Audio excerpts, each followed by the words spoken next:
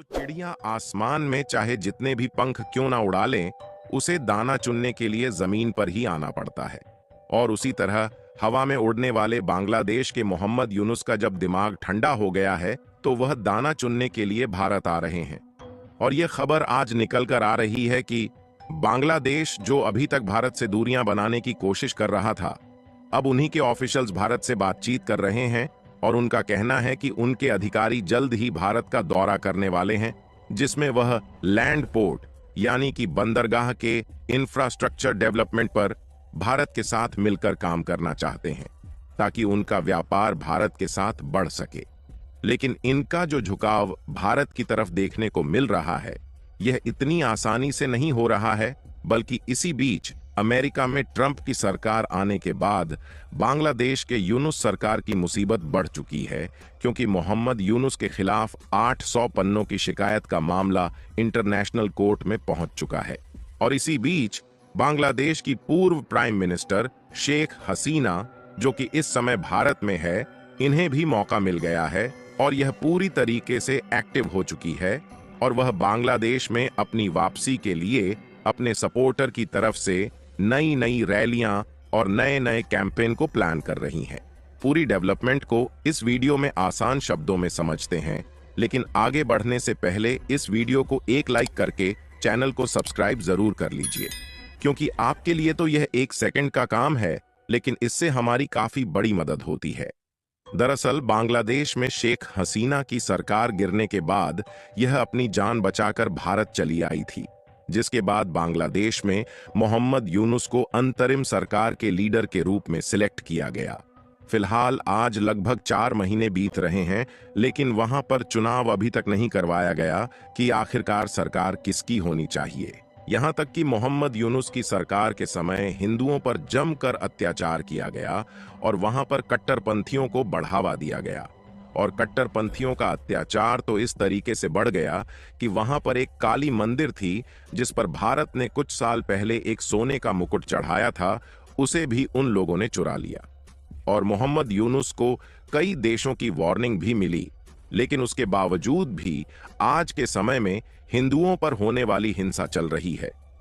ऐसे में जब यूनुस जी अपने देश को कंट्रोल नहीं कर पा रहे हैं, तो वहां पर चुनाव करके नई सरकार को सेलेक्ट करना चाहिए, जो कि सभी के हित में हो। लेकिन ऐसा करने के बजाय हाल ही में मोहम्मद यूनुस का जो सत्ता में रहने का कार्यकाल है, उसे और भी ज्यादा बढ़ा दिया गया, जिसमें आधी अधूरी तानाशाही तो पहले से ही देखने को मिल रही है। और एक्सपर्ट के द्वारा दावा किया जा रहा है कि पूरी तरीके से बांग्लादेश को तानाशाह देश बनने से कोई भी नहीं रोक सकता। हालांकि अभी तक मोहम्मद यूनुस का सीधे तौर पर सपोर्ट करने के लिए अमेरिका के प्रेसिडेंट बाइडेन उनके कंधे पर हाथ धरकर खड़े हुए थे, जिससे भारत की धमकियों का असर बांग्लादेश पर नहीं पड़ रहा था और उल्टा बांग्लादेश भारत को आंखें दिखा रहा था। लेकिन अमेरिका में जैसे ही बाइडेन की सरकार गिरी और वहां पर डोनाल्ड ट्रंप की सरकार बनी, वैसे ही शेख हसीना पूरी तरीके से एक्टिव हो गई। और शेख हसीना ने भारत में बैठे बैठे फोन कॉल के जरिए डोनाल्ड ट्रंप से बातचीत किया, जिसमें ट्रंप ने खुद यह बात कहा कि वे शेख हसीना को अभी भी बांग्लादेश की गवर्नमेंट मानते हैं। लेकिन यह एक फोन कॉल इतना कुछ बदल देगा, इस बारे में किसी ने सोचा भी नहीं था, क्योंकि इस फोन कॉल ने यूनुस की नींद उड़ाकर रख दिया। क्योंकि डोनाल्ड ट्रंप ने सरकार बनने से पहले ही बांग्लादेश को इस बात की धमकी दी थी कि जिस तरीके से अत्याचार हिंदुओं और बाकी अल्पसंख्यकों पर हो रहा है, उसे वह बिल्कुल भी सहने वाले नहीं है। और अब मोहम्मद यूनुस के साथ क्या किया जाएगा, इसका फैसला जल्द ही दुनिया के सामने होगा। क्योंकि अमेरिका में ट्रंप की सरकार आते ही मौके पर चौंका मारते हुए बांग्लादेश में अवामी लीग के नेताओं ने प्रॉपर 800 पन्ने की शिकायत तैयार किया और उसे इंटरनेशनल कोर्ट में भेज दिया गया है, जिससे यूनुस सरकार के ऊपर मुसीबत के बादल मंडराने लगे हैं। लेकिन इसी बीच जब बांग्लादेश में यूनुस के ऊपर आफत टूट पड़ी है, तो वहीं भारत के लोगों में जश्न भी देखने को मिल रहा है,